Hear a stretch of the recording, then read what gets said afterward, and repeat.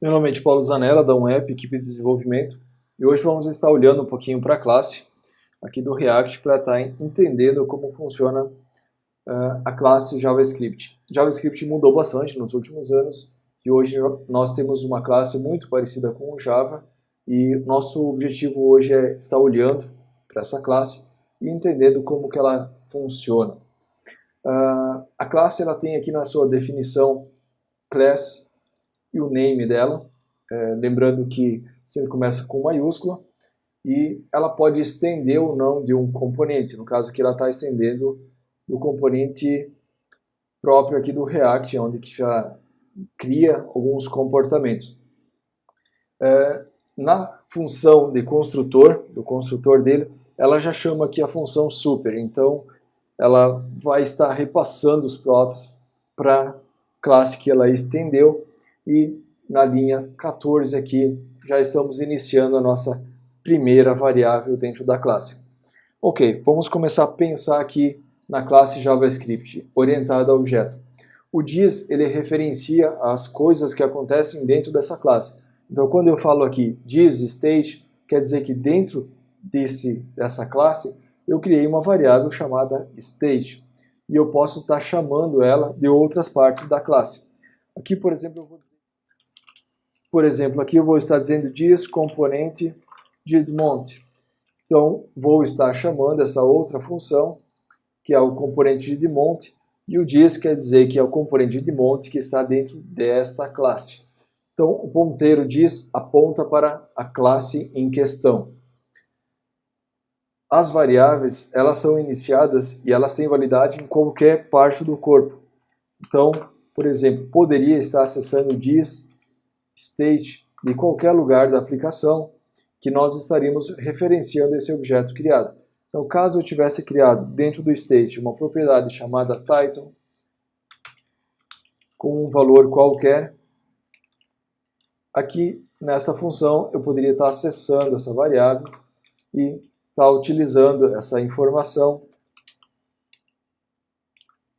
para um dado fim aqui no processamento dessa função. Uma outra novidade que temos aqui no JavaScript S6 é a questão do let. Então, sempre que nós utilizávamos uma variável dentro do JavaScript S5, nós estávamos usando var, nome da variável, por exemplo, name, alguma coisa. Essa variável ela tinha uma sobrevivência além do escopo da função. Aqui no JavaScript S6 nós temos o let, que ele substitui o var. Então, sempre que iniciarmos uma variável com let, dentro de um contexto, um escopo, por exemplo, onde começa essas chaves e terminam aqui embaixo. Essa informação, essa variável vai ter um ciclo de existência apenas dentro da função que ela foi criada. Então, caso eu tivesse um for, por exemplo, e eu estava utilizando let aqui embaixo, se eu fizesse um console de item, nada ia acontecer. Se eu tivesse utilizando a função var em vez de let, eu fizesse um log aqui, ele ia me mostrar a última informação que eu tinha aqui para item dentro do for. Ou seja, eu estaria estourando essa variável para o escopo após o for. Então o escopo do for começa aqui e termina aqui, mas como está usando var aqui, item ainda continua existindo. Se eu utilizar let, isso não acontece mais. Então let inicia aqui a variável e termina dentro do for.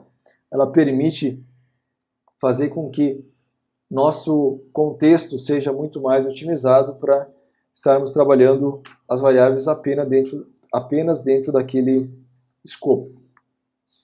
Ok, então se eu quiser estar utilizando novas variáveis, por exemplo, eu quero estar utilizando uma variável para fazer uma conta.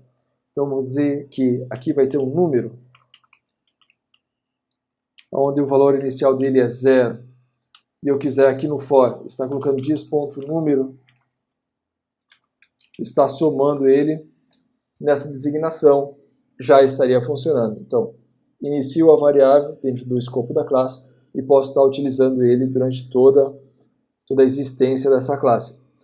Observe que se tiver uma variável fora do escopo, ou seja, fora de uma função dentro da nossa classe, vai gerar um erro. Se eu fizer algo parecido com isso em qualquer lugar da classe, isso vai gerar um erro de sintaxe, por causa que a classe ela está esperando que você crie funções dentro dela para estar levantando variáveis e estar fazendo a sua lógica. Então, dentro da classe, utilize funções para designar toda a sua lógica de processamento. Então, vimos aqui a classe, vimos funções dentro da classe e vimos variáveis que são levantadas e utilizadas dentro da classe. Também observe que o escopo sempre inicia e termina onde as chaves elas vão estar sinalizando, e a função let permite estar levantando variáveis dentro de um escopo específico sem o vazamento dessa informação para após o processamento do escopo onde ela foi criada.